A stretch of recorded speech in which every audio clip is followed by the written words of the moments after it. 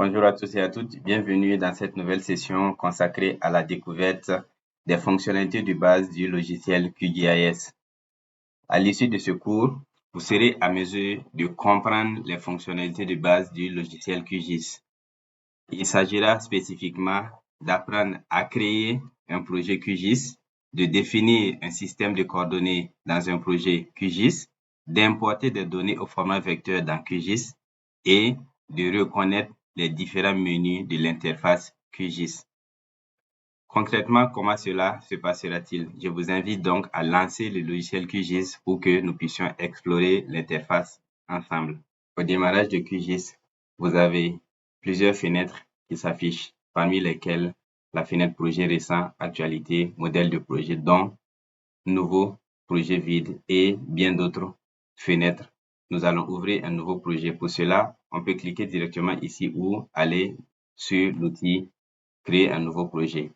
Une fois que nous avons notre projet vide, nous allons définir son système de coordonnées de référence. Pour ce faire, nous allons dans projet, propriété du projet et dans le menu à gauche ici, on descend sur SCR et on sélectionne UTM zone 30 Nord parce que nous allons manipuler des données sur le Burkina Faso et nous allons utiliser spécifiquement le système de coordonnées de référence WGS 84 UTM zone 30 Nord.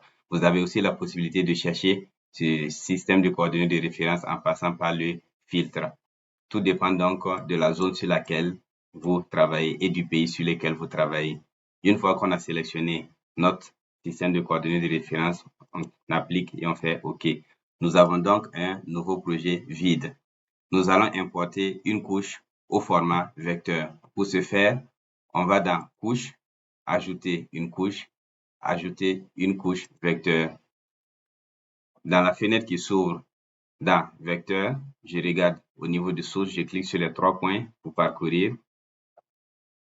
Je sélectionne S3 Shapefile pour n'afficher que les données au format Shapefile. Je souhaite importer, dans mon cas, Land Use qui correspond à l'occupation du sol de Ouagadougou en 2005.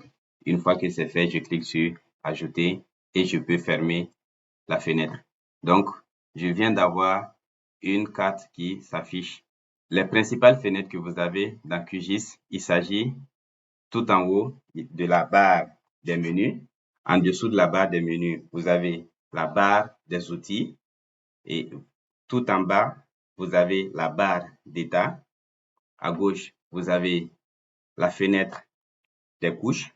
La grande carte qui s'affiche ici, c'est la fenêtre d'affichage de la carte. Et vous avez différents panneaux qui correspondent à des explorateurs. Ces différents panneaux, par clic droit, vous pouvez les activer ou les désactiver. Vous voyez. Maintenant, je vous invite à explorer en détail les différentes options. Dans la barre des menus, si je clique sur Projet, j'ai la possibilité d'ouvrir un nouveau projet, d'ouvrir un projet existant, d'enregistrer mon projet, de vérifier les propriétés de mon projet. Dans le menu Éditer, j'ai, lorsque je suis en mode édition, la possibilité de copier des entités, couper des entités, modifier des entités. Dans le menu Vue, j'ai des options qui me permettent de manipuler, de zoomer, de dézoomer le fond de carte qui est affiché ici et bien d'autres options.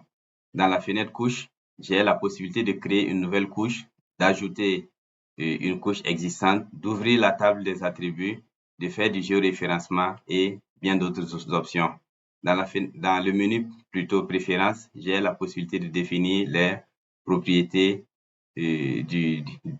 les propriétés de mon projet, mais aussi des options de projection. J'ai un menu extension qui me permet d'installer de nouvelles extensions.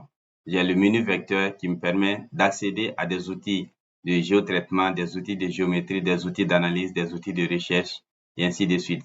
J'ai un menu raster qui me permet de manipuler des données au format raster. Un menu base de données pour les bases de données. Un menu Internet, le menu maillage et j'ai aussi d'autres options de menu qui viennent s'ajouter souvent qui sont pourtant des extensions. Mais j'ai un dernier menu qui s'appelle traitement si je clique sur boîte à outils traitement, il m'affiche différentes options qui me permettent de faire du géotraitement. Et cette option-là, normalement, elle est activée, elle existe sans que vous n'ayez besoin d'installer quoi que ce soit. Dans la suite, nous allons découvrir en détail la constitution de ces différents menus, outils, fenêtres et panneaux.